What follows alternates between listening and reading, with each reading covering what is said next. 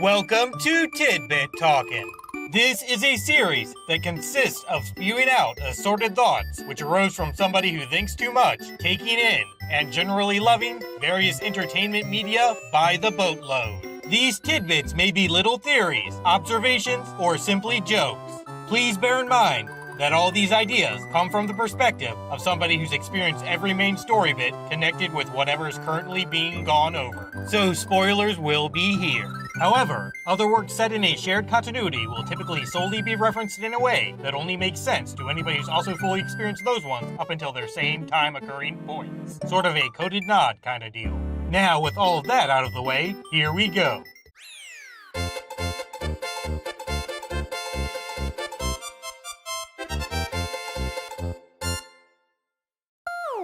Inventory inconsistencies between 3, World, and all subsequent Super Sibling Smashing Stuff Showcase sequels seem sorta simple. That is, games with beefier benefit boxes boast spunk, like a little helper toad driving truck imitating go-karts or whatever, trailing behind Mario and Luigi at a safe distance. Adventures advertising an individual item inducing impressiveness ignition on the other hand, simply sport sewage squashing soldiers hauling around their own toolboxes or whatever. Bullet Bill's bigger buddy bonsai being a thing is likely the result of Bowser expecting larger foes when planning an attack on somewhere called Dinosaur Land. Several shade-slapped super switches seem like they could be caused by Mushroom Kingdom folks experimenting with more focused power-up storage. Perhaps they chose to test these things out in the land of creatures that can eat anything because paying too much for security wasn't so high up on their desired situations list. A simple rumor about animals that were offered intruder consumption as payment would work wonders in the dangerous dude deterring department. Continuing with the theme of profession-pointed pondering, stuff spouting speaker stone standard status might involve informing ethically employed everything-eating enemy executors about shift change and break-related deals. Tastefully toned Twisty Tile's typical task may be something along the lines of providing perfect position power-packing people footholds for mid-air construction jobs. Those bridges of cheese and butter probably demanded much mid-air hammering at many different angles during their completion-lacking stages.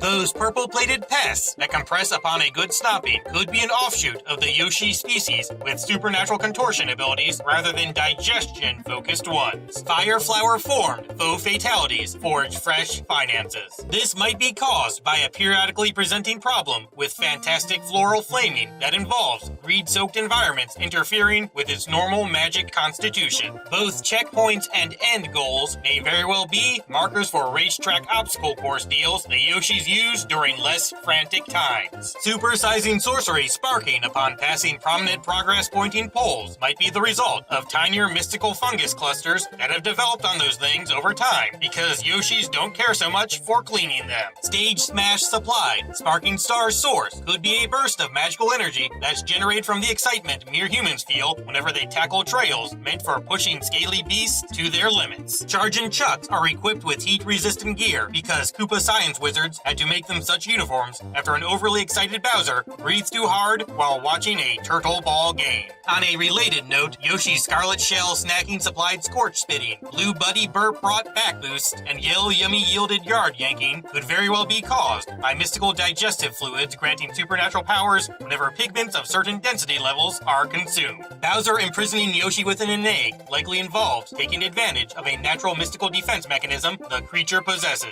It seems that, much like more humanoid Mushroom World residents, Yoshis can magically transport to safety when facing immense danger by utilizing green shroom magic. However, it doesn't work exactly the same, since their supernatural stomach stuff messes with junk quite a bit. At this point, things feel so weird on both ends that their bodies just decide regressing to a shell-fitting size is what's best until they know everything's all safe again. Anyway, the Koopa King's cursed commander Kamek could have developed a spell which functions similarly to this situation that also hurts those green dinos a lot because villains are jerks. Related, the one-ups located in eggshells would have been produced by weird Yoshi stuff that follows all that crazy digestion stuff mentioned several seconds ago. All that core-contained cauldron copying craziness could of course only occur if these culinary content craving creatures possessed incredibly sturdy midsections, particularly one strong enough to bounce back outside forces using crazy spin kicks or whatever. Apparently, Sadly, evolution gets pretty wacky in worlds with magic. Yoshi throwing stuff up on occasion might be the result of successful saliva showering being necessary for making that whole magical metabolism deal work out correctly. That is, if something can keep itself dry somehow, then it gets rejected because stomach sorcery can only happen when a meal's aura gets broken down or whatever. Sort of like how normal eating doesn't turn out so good when people and other animals try swallowing everything whole. Even though Mario Bros. 3 involved retaining an amusement park entry enabling height after getting damaged during times of advanced power-up utilization, this throwdown brings back single strike supplied, super-sized shortages. This seems like it might be the result of Mario and Luigi not quite being adapted to Dinosaur Land's particular mystical environment or what have you. Yoshis almost definitely don't reproduce with their mouths. Chances are the species is simply capable of strengthening their unhatched children's current homes with supernatural saliva, and they've just gotten so good at it over time that new eggs can be made freely with spit. Massive mallets manufacturing might have something to do with those Switch palaces originally being envisioned not as actual buildings, but rather full-on giant versions of their eventual contents. This idea would have been abandoned and replaced with the themed structure deal seen in-game because people realized weather damage could render their intended bizarrely big button-bashing bunk useless. Even if they didn't get destroyed, those things being all wet would definitely make utilizing them tricky, no matter how many mechanisms were helping out. Faux-flaunting fences featuring fullness when Bowser hadn't taken things over yet is probably a thing. Maybe the Dinosaur Land castle fortresses were geothermal power plants before, and all that lava was properly separated from employees. Distinct demolition devices are present in all tower stronghold deals because Mushroom Kingdom contractors like to be the ones who tear down whatever they build as a result of pride-related hoopla. The same things are never reused because all these structures were built by different resident area located construction companies that are all competitors. The bridge to Donut Land is simply one that sports a normal draw function. Its controls are simply located right behind that place Iggy took over. Mario and Luigi don't want to go around because all the non-designated obstacle course areas are locations Yoshi's use for doing their business.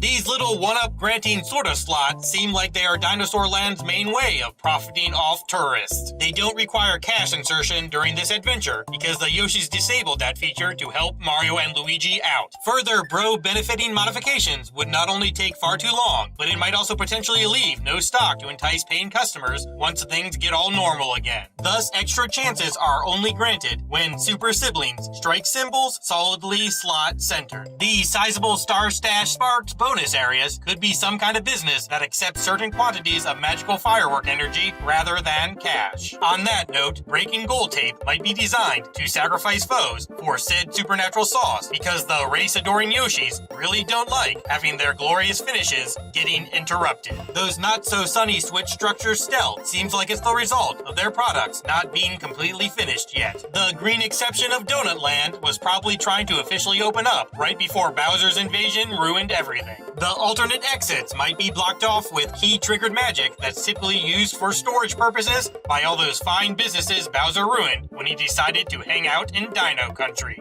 Proud, peculiar products probably provide people with quirky tours of the land under normal conditions. They are magically designed to enlarge fabric too, because nobody can financially handle getting sued by a legion of angry naked folks. Of course, such a feature also means power balloons could turn their lamer counterparts into the hot air variety with minimal construction time. The different facial expressions on Boo Circle members are present so their supervisors know who everybody is from a distance. Shells swap out for super feathers upon tape tearing because that sour spectator smiting sorcery has trouble with things that belong to foes being held by Yoshi allies. Plentiful pipes poke around the Valley of Bowser. This is likely because that building in the place's center was originally Dinosaur Land's main casino resort before Bowser converted it into a very glittery death trap maze. Only fools would make their star attraction difficult to access. Magical vines can grow out of coins and ghost houses because all that undead racing mysticism will also resurrect the vanished block's physical properties since it's so very cool and powerful. These eerie enemies could be the specters of infant rival dinos that got consumed by baby Yoshis. Star Road primarily provides puny puzzle-packed places, probably because the fee for forming fully functioning fierce fields in such a place would simply be too high. Space contractors are quite quite the luxury service after all. Yoshis will provide the same benefit as those twirly-toed trounces when mounted by one, because their magnificently mighty mystic middles are so sturdy that such forces merely bounce back and forth within them endlessly, providing much magic momentum. Star Road is full of differently colored Yoshis because the place's plentiful teleportation tombs give off so much warp wizardry that anybody from there winds up with their innards getting shifted around at birth in mostly helpful ways. These Dino Mounts mouth magic must work somewhat differently than their clover-colored counterparts. That is, instead of cramped color consumption causing capability crafting, the pool resembling saliva flow provided by hollow dome-like objects makes their innate sorcery focus in a super ability granting sorta way. This game Star Road could have formed from all the magical water vapor exiting warp pipes clustering together in space somehow. The Star Road has a direct path to that swanky currently Bowser-occupied structure because Dinosaur Land's residents really wanted a fancy special entrance for their main resort's VIP guests. Also, the special area could very well be a somewhat more normal region of Lost Levels fantasy world. Shroom-supplemented siblings stop superstar somersaulting since starting scaled species stuffed scenery strolling. This flipping lack is probably done just so the bros can get accustomed to never doing acrobatics at all, because they are worried about accidentally tangling up some capes while doing it. Yoshi will eat falling coins, but not their superbly still siblings. Perhaps they have enough residue from the foes who threw them that there's some sort of flavor soaking going on. Keys just vanish into thin air when one finishes a level by going through goals while holding them. Apparently, magical gold can't change into a different form. Maybe those little lock-loosening lumps already contain so much mystical might that applying more simply causes them to get obliterated. Tangibility trouble-tackling tri-total tippers could be the result of some booze experimenting with magic that shifts a 1-up's existential frequency or whatever in an attempt to grab one and see if they can revive spirits. Top secret area could be some sort of showroom Mushroom Kingdom originating traders used to advertise their products in Dinosaur Land. The alteration of paths and landscapes upon level completion could be indicative of a Mario Bros originating magical burst that scares off most Koopa troops between areas getting released. Fairly floppy fire flowers might be the result of those previously mentioned Toad Tycoons messing with power-up creation junk in order to manufacture stuff that's lighter and thus less shipping cost generating. Yoshi's decline to enter ghost houses because their extreme, eating everything encountered experience has made them realize consuming crap that can ignore the laws of physics isn't a fun time. Block built and coin consisting continuously crossing controllable chains could very well be the Koopa Troops' failed attempt at manufacturing goodies that enrage everybody by running away from them. Boldly blinking back barriers being the result of normal Troopas possessing some sort of magical turbocharging enabling mutation seems like a cool idea. Big block boarding, bash bringing bunk bearing bros are apparently all ambidextrous. This could be the reason they were chosen for this particular job over their single side skilled siblings, since those folks probably can't aim at both plumbers and scurrying away dinosaur friends simultaneously. Triple total trip toting Twilight Twinkle's traits might stem from the less powerful, more lumpy and moist green variants magically morphing somehow after getting bathed in excessive moonlight. Parachute packing puny patrols probably popped up because certain Goombas can't magically grow wings for some reason. The Koopalings all hanging out in differently designed throne room battle arena thingies might be caused by Bowser forcing them to make training areas so they can develop fighting styles that don't rely on magic wands.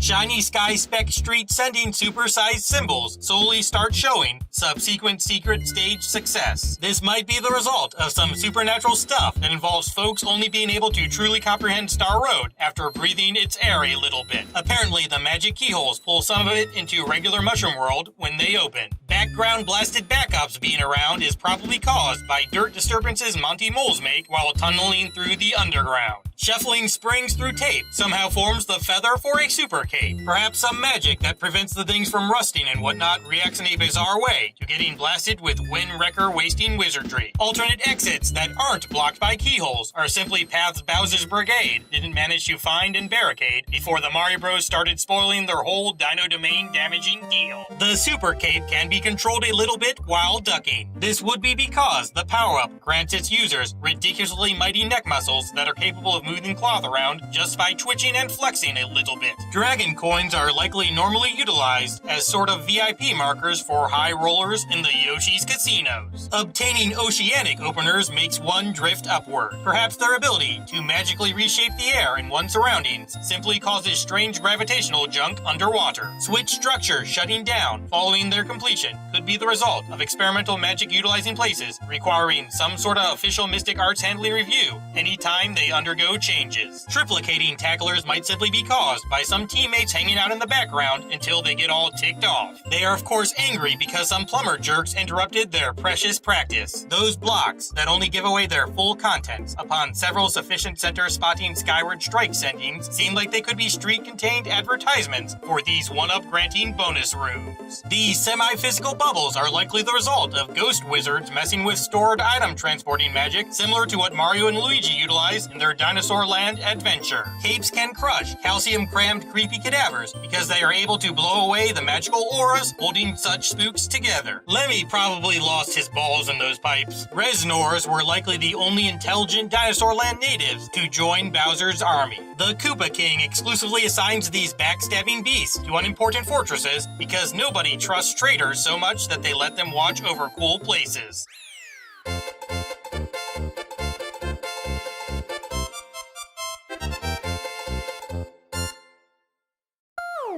Teetering terrain is probably meant for weighing the materials used to construct bridges and whatnot. Bonus blocks and their whole giveaway one-ups when folks have 30 coins shtick are probably the Mushroom World equivalent of those free drink offers real casinos use to entice people into sticking around. Nobody ever tries enchanting bombs with wing-granting magic because there's fear that they'd fly too high and explode as a result of there being too much direct sunlight or whatever. That whole thing where one can freely exit a course after completion is probably some simple teleportation spell certain seasoned super siblings sorted out over time, which only works after one has mostly memorized their surroundings. These automatically moving in several different manners saw deals are likely typically used for performing precision cuts on platforms that behave in similar ways. This is referred to as the cheese bridge area instead of just those first two words because said structure simply isn't finished yet. What's shown on the world map is just an ad or whatever for its completed state. Going way below a goal won't activate it even though performing an aerial pass typically does. This very well could be because the Yoshis designed things in a way that nearby moles could never ruin their race's ending moments. There's not so much between Soda Lake and Star Road because Torpedo Ted's testing phase involved banning individuals without incredible security clearance from coming near these wicked waters.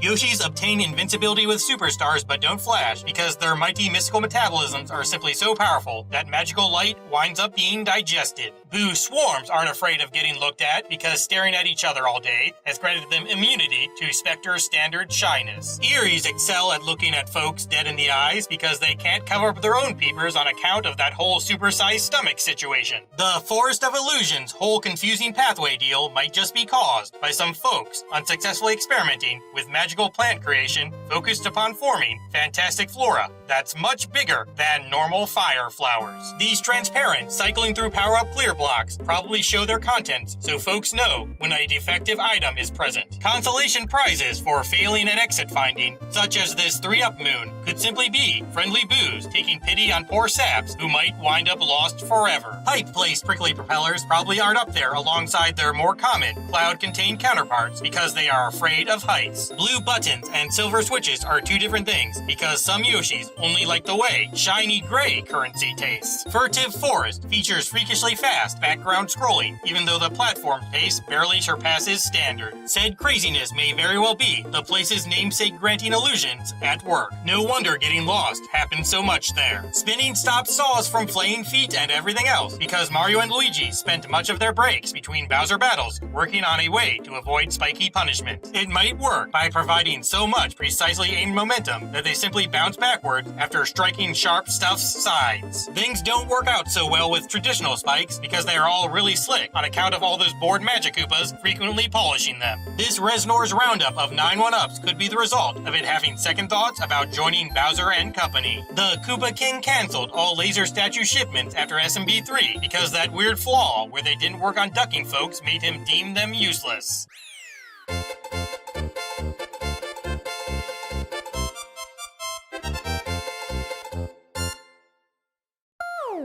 These freaky flames flung from Phantom Lakitu's luggage might be another attempt at developing one-up magic that works on undead folks. Block boos being the victims of New Age brick metamorphosis sorcery-related experimentation seems like something that makes sense. Chocolate Island 2's whole situation with coin collection and time usage-based reality warping could be because it's some sort of new mystical gambling form that's currently undergoing the R&D process. Yoshis won't spit things out while passing through gold tape because they don't want their victory meals getting erased from existence. Stupendously sized stakes seem like they'd be good for marking where new castles and whatnot are planned to be built. Chocolate Fortress's normally tasty liquid was probably superheated by Bowser, so only he and his fire breath enjoying kin could successfully snack on it. This door isn't chocolate. It's merely stained with the stuff because so many employees went for a scalding sweet swim before their mandatory evaluations. Blue and red boxes don't contain stuff because people couldn't decide which one should get fire flowers stuffed into them. Gravity-defying diagonal dirt domains displayed throughout Chocolate Island 4 might be a corruption of sorcery that's meant to fix damage from intense earthquakes. Giant sparks might have been created to power certain humongous neon signs. That sunken ghost ship's crash might have involved captured Yoshis eating its propellers.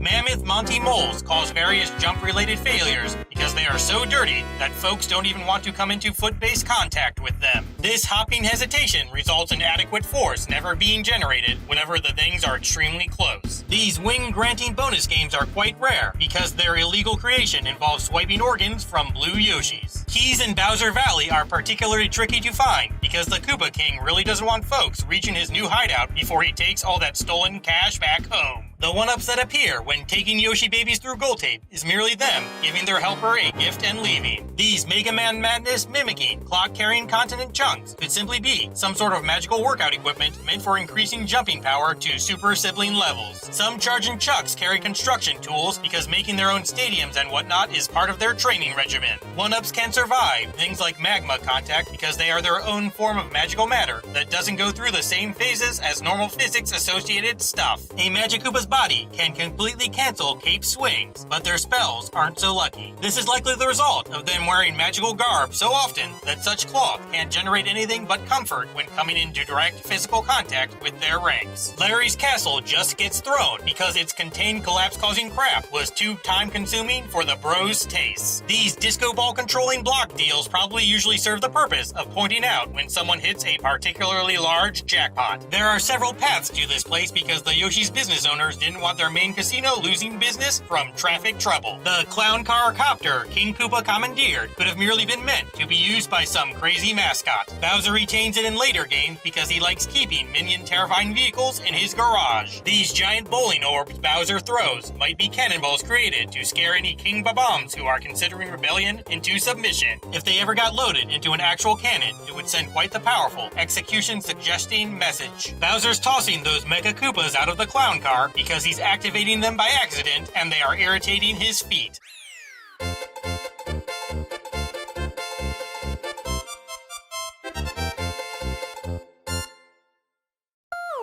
The Special Area's Fantasy World location might mirror Star Road's normal Mushroom Reality one. Music blocks finally make noise now because vacationing in Dinosaur Land relaxed the Royal Toad scientists enough to make Eureka moments reachable. Passing through a goal with a power balloon makes a one-up happen because the things also contain magic that helps out victors with overheating related trouble. That is, all hot air gets transmuted into an extra life, so anybody on the verge of collapsing will just wind up immediately resuscitated. Awesome's majestic platforms could have been manufactured because rich folks took a liking to cheap fishing there for some reason, and they wanted structures around that made them feel at home. Pokies can regrow their body parts endlessly because that's the kind of mystical mutation cacti develop whenever people try to infuse them with flower magic. Yoshis can create cash because their desire for ceaseless snacking is simply so great that they've developed the ability to metabolically manifest money through sheer willpower. They simply can't afford to miss out on good eats because they don't have enough coinage. The super Super Famicom logo is present in Special World because it's mocking Mario & Co. over how their universe is simply a plaything. Being a part of the source of all magic can cause a bit of arrogance. There's a ceiling up in Funky Sky because its Sumo Bros inhabitants really don't like being in the sun. This strange new world Mario and Luigi reach upon completing Special might be an alternate universe where the bros are baddies and Bowser's all heroic and stuff. The enemies wear masks here to show that they are not afraid of violently insane plumbers. Piranha plants get swapped for pumpkins in this peculiar place because the people's champion King Koopa would rather grow funny-looking, pleasant-tasting fruits than horrifying fish mimicking veggie monsters. Endings are a pain, but all of you are fantastic. See ya.